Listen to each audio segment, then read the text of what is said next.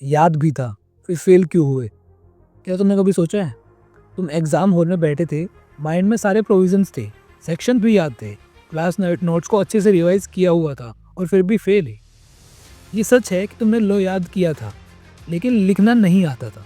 तुमने लेक्चर्स देखे date speed पे, नोट्स बनाई, प्रोविज़न्स को रटा, सेक्शन याद की। बट सच ये है तुमने लो को सिर्फ पढ़ा था, लेकिन कभी उसकी प्रैक्टिस नहीं की। तुमने सिर्फ रिवाइज किया था पर लिखकर कभी प्रेजेंट नहीं किया। और इसी वजह से जब आईसीए ने तुमसे आंसर मांगा, तुम उसकी लैंग्वेज नहीं अपना ज्ञान लिख के आ गए। जो तुम्हें समझ आया तुमने लिख दिया। सीए फाउंडेशन में लॉ में फेल होने का रीज़न लैक ऑफ नॉलेज नहीं है, लैक ऑफ प्रेजेंटेशन है। और प्रेजेंटेशन का मतलब क्या है? Format, keywords, heading, case law, ICA की लैंग्वेज। तुम टेस्ट सीरीज नहीं लिखते, तुम प्रीवियस पेपर सोल्व नहीं करते, तुम सिर्फ कहते रिवीजन हो गया है। तुम लिखते नहीं हो, तुम सिर्फ पढ़ पढ़ के समझ के खुश हो जाते हो और एग्ज़ाम में सब याद होने पर भी लिख कुछ नहीं पाते। अब तुम सोच रहे होगे तो फिर लिखना कैसे है, आईसीआई को एग्जैक्टली क्या चाहिए? तो चलो अब शुरू करते हैं इस आंसर शीट के एनालिसिस को। समझते हैं कि हमें क्या करना चाहिए और क्या गलतियाँ हमें अवॉइड करनी है। लेकिन उससे पहले एक चीज़ को ध्यान दो, इसको मार्क्स मिले 65। तो जितना इसने लिखा उसके बेसिस पे इसको मार्क्स मिले 65। बट जिसके मार्कशीट रिजल्ट में अपलोड हुई है वो है 70 मार्क्स। मतलब कि इसको 5 नंबर की ग्रेस मिले हुए हैं। अब ग्रेस मार्किंग किसको मिलती है किसको नहीं, वो डिपेंड करता है आईसीए के ऊपर। कभी क्वेश्चन पेपर मुश्किल हो, ट्रिकी हो या लेंथी हो तो ग्रेस मार्किंग मिल जाती है। बट ये सब तुम्हारे हाथ में है नहीं। जो तुम्हारे कंट्रोल में है वो है तुम्हारी प्रेजेंटेशन। अब हम देखेंगे इसमें कैसे प्रेजेंट किया हुआ है अपने हर एक आंसर को, उससे समझेंगे कि हमें क्या करना चाहिए और क्या नहीं करना चाहिए।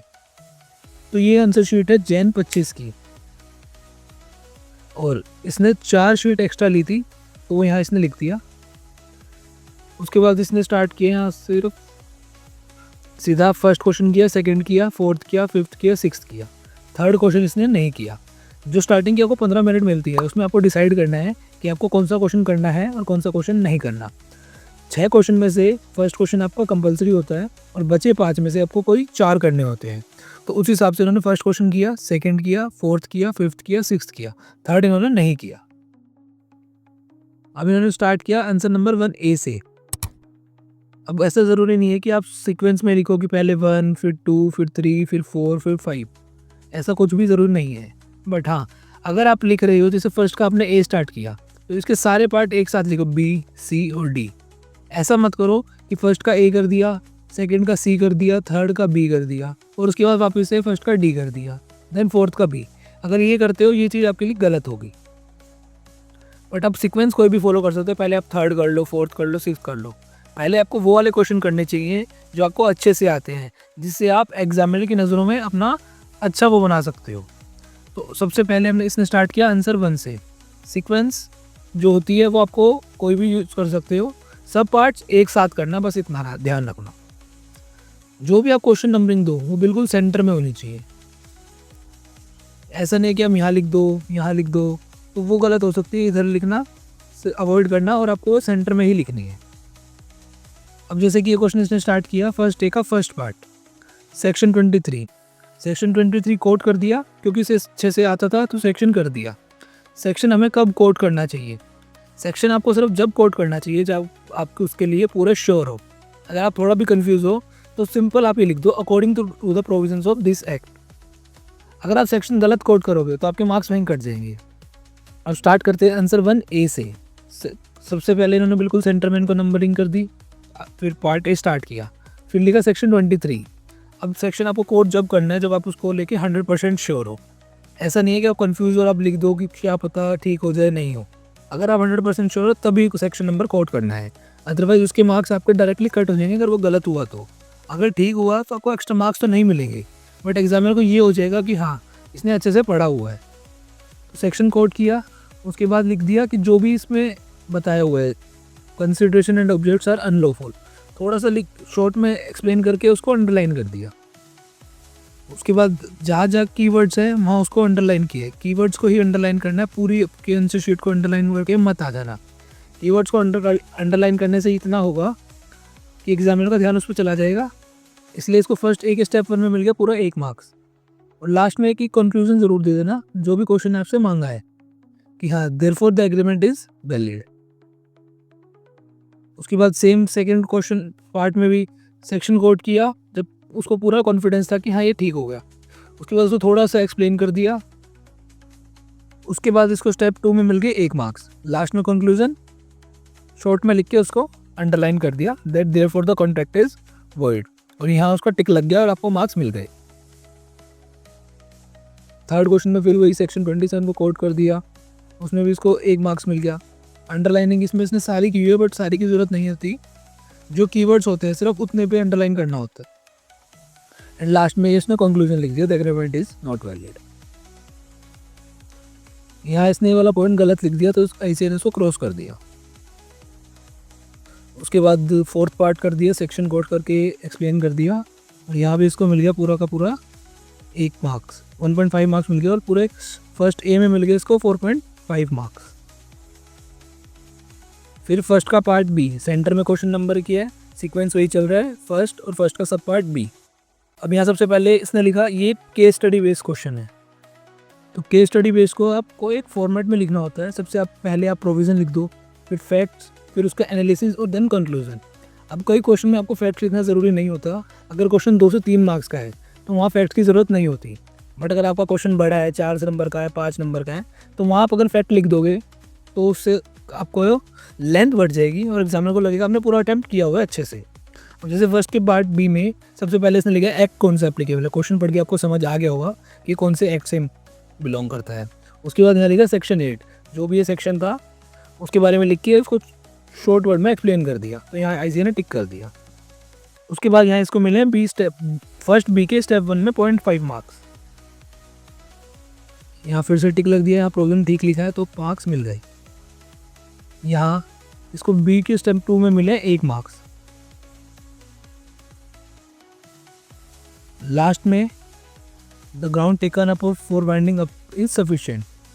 ये कंक्लूजन होता है जो एग्जाम के हर एक क्वेश्चन में आपको लिख के आना है, ताकि एग्जामिनर को समझ में आ जाए जो क्वेश्चन ने मांगा वो आपने लिखा भी है या नहीं।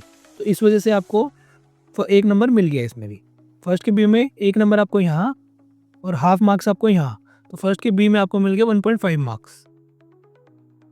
सेकंड में ये बॉक्स जैसे ये लिखा हुआ है, इसका मतलब है कि आपने जो लिखा है उसमें कुछ ना कुछ आपने गलत लिखा हुआ है, तो वो ऐसे एक बॉक्स बना के उसमें रेड टिक लगा देता है। अगर आपका ये ठीक होता तो ऐसे टिक मार्क कर देते डायरेक्ट।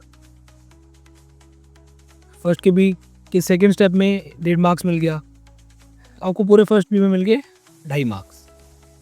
उसके बाद ये है फर्स्ट का C part, question numbering centre में नहीं की बट सेंटर में कर सकते थे। ये बिल्कुल स्ट्रेट फॉरवर्ड क्वेश्चन था, तो इसमें सेक्शन कोड किया और उसको एक्सप्लेन किया कि राइट्स क्या होते हैं, राइट्स और लाइबिलिटीज़ बताने थे, राइट्स एक्सप्लेन कर दिया। 3 पॉइंट वाइज लिख के यहाँ इसने लाइबिलिटीज़ लिख दी और ऊपर राइट्स लिख दिया, तो यहाँ इसको मिल गए 2.5 मार्क्स स्टेप 2 के लाइबिलिटीज़ के और 2.5 मार्क्स आपके राइट्स के, तो आपको मिल गए पूरे के पूरे 5 मार्क्स फर्स्ट के सी में। फर्स्ट के सी में आपको मिले 5 मार्क्स, और total first question ABCD part मिला के आपको मिले उसमें 13.5 आउट ऑफ 12, तो ये भी ठीक है।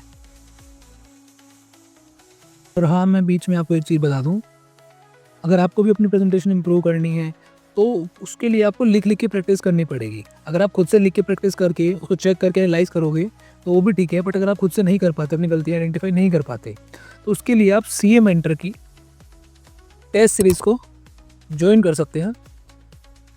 इस टेस्ट सीरीज में आपके 10 टेस्ट होंगे, 7 चैप्टर वाइज, 2 आपके मिक्स और 1 फुल सिलेबस। दृष्टि ने भी वहीं से CA मेंटर टेस्ट सीरीज को ज्वाइन किया था और 10 के 10 टेस्ट को अटैम्प्ट किया था। इससे क्या हुआ था ना, लास्ट में जब उसने अटैम्प्ट किया तो उसको पता था एग्जाम में उसके लिए जो भी चीज़ थी वो पहली बार नहीं हो रही थी, वो ऑलरेडी उस सिचुएशन को फेस कर चुकी थी। तो अगर आप इंटरेस्टेड हो तो नीचे डिस्क्रिप्शन में मैंने एक लिंक ऐड किया है, उस पर क्लिक करके आप एनरोल कर सकते हो। CA मेंटर की टेस्ट सीरीज का न्यू बैच हमने वहाँ पे डाल दिया है, कल या परसों से वो स्टार्ट हो रहा है, तो आप उसकी सारी डिटेल्स वहाँ देख के एनरोल कर लो और वहाँ मिलते हैं। वहाँ आपको कई सारी चीज़ें शेयर करूँगा, आपकी पर्सनलाइज फीडबैक मिलेंगे आपको हर टेस्ट के ऊपर। आप जो गलती कर रहे हो उसको इम्प्रूव कैसे कर सकते हो, कहाँ लैग कर रहे हो, क्या चीज़ करनी चाहिए और क्या नहीं। तो अगर आप इंटरेस्टेड हो तो डिस्क्रिप्शन में लिंक है, उससे जाके एनरोल कर सकते हो आप। उसके बाद हम स्टार्ट करोगे क्वेश्चन 2A। इसने सीक्वेंस फॉलो किया 1 2 3 4, बट आपकी वो चॉइस होती है आपको करनी है या नहीं करनी। अब इसने स्टार्ट किया आंसर 2, एक्ट जो एप्लीकेबल है वो लिख दिया, उसके बाद जो प्रोविज़न है वो लिख दिया, सेक्शन 20 ये बोलते हैं। उसके बाद सेक्शन 18 जो बोलता है, मतलब इसने केस स्टडी पढ़ के आइडेंटिफाई किया कि कौन से प्रोविजंस मेरे को एक्सप्लेन करने चाहिए। उसके बाद सेक्शन 26 क्या बोलता है वो सब अब इसने यहाँ लिख दिया। उसके बाद फैक्ट्स ऑफ द केस लिखा है। देखो फैक्ट्स पर टिक नहीं लगा हुआ, इसका मतलब फैक्ट आपका चेक नहीं होता, बट अगर आप लिख सकते हो उसको। अगर आपको लेंथ बढ़ानी हो, अगर आपको लग रहा है कि आपके क्वेश्चन की लेंथ कम है तो आप इसको बढ़ा सकते हो। और लास्ट में इसने कंक्लूजन लिख दिया कि जो भी क्वेश्चन में पूछा गया है मेन, कि जो हमने अपने फैक्ट्स और प्रोविजन को एनालाइज करने के बाद जो हमारा कंक्लूजन है वो हमें लिखना होता है लास्ट में शॉर्ट में। Hence the loss will be borne by PQR enterprises. Same चीज़ इसने पार्ट बी में की है कि जो भी आपका कंक्लूजन था वो यहाँ लिख दिया और उसको अंडरलाइन कर दिया, तो यहाँ मिल गए इसको 3 मार्क्स। हर जगह इसने सेक्शन को कोट किया हुआ है, इसको मतलब इसने अच्छे से सेक्शंस को याद किया हुआ था। सेक्शन याद करने में से तो कोई ज़रूरी नहीं है, बट अगर आपको याद रहते हैं तो अच्छी बात है। उसके बाद अगर हम देखें तो स्ट्रेट फॉरवर्ड क्वेश्चन था, इसने यहाँ पे लिख दिया और यहाँ भी इसको मार्क्स मिल गए। सेकंड के बी में इसको मिले 5.5 मार्क्स। हर जगह इसने एक्ट एप्लीकेबल, फिर उसके बाद सेक्शन और उसके बाद जो उसका प्रोविज़न होता है वो लिख दिया और उसको मार्क्स मिल गए। आंसर को उसने पॉइंट वाइज लिखा हुआ है, तो ये बात को ध्यान रखना कि आप भी पॉइंट वाइज ही लिखो। ये क्वेश्चन है 4th का सी, IRF वाले चैप्टर से। IRF वाले चैप्टर से वैसे भी स्ट्रेट फॉरवर्ड क्वेश्चन आते हैं, और ये वाला क्वेश्चन हमारी CA मेंटर की टेस्ट सीरीज में भी था, तो वहाँ भी उसको फुल मार्क्स मिले थे इस क्वेश्चन में। सुप्रीम पहले फंक्शंस बता दिए जुडिशरी सिस्टम के 1, 2, 3 करके, तो यहाँ इसको 1.5 मार्क्स मिल गया। उसके बाद हायरार्की ऑफ कोर्ट्स बताने थी, supreme court point wise explain कर दिया, high court point wise explain कर दिया, district court point wise explain कर दिया, तो इसको यहाँ मिल गए 3.5 मार्क्स स्टेप 2 के। ऊपर मिले थे 1.5 फंक्शंस के और नीचे मिल गए 3.5 इसके। टोटल इसको 5 नंबर मिल गए 4th के सी में।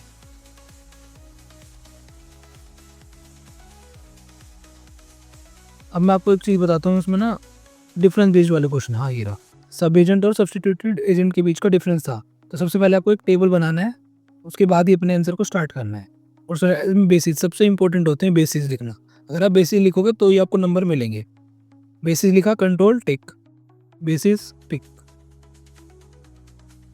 जहाँ जहाँ बेसिस लिखा है अंदर के वो आपका नहीं पड़ेगा इतना, आपको बेसिस मैटर करता है, तो आपको बेसिस सबसे पहले याद करने हैं जो बुक में दिए हैं एग्जैक्टली। तो यहाँ इसको पूरे के पूरे 4 मार्क्स मिल गए इसमें।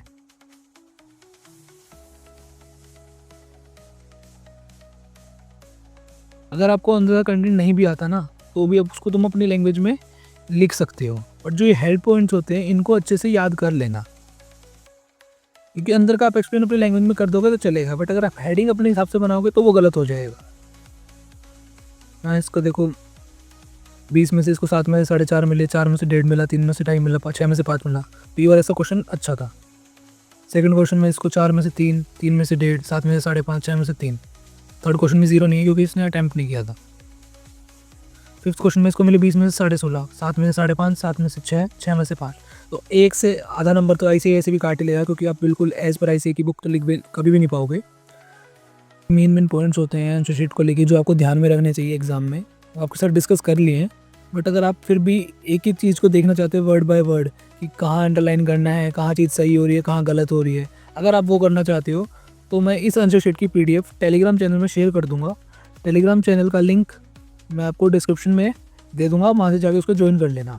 बाकी इस PDF के अलावा वहाँ पे notes, chapter wise question banks, important mind maps, summary notes, ये सब भी मैंने उस चैनल पे शेयर किए हैं, तो आप उसको डाउनलोड कर सकते हो।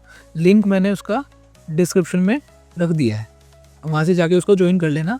और आपको सारे स्क्रॉल करोगे तो आपको सारे के सारे नोट्स वगैरह मिल जाएंगे बड़े ईजिली। सो आई होप आपको इस वीडियो से काफ़ी हेल्प मिली होगी। और अगर आपको ये वीडियो पसंद आई है तो उसको लाइक कर देना और कमेंट कर देना अगर आपको चाहिए अकाउंट्स की भी ऐसी एक आंसर शीट का मैं एनालिसिस करके दूँ।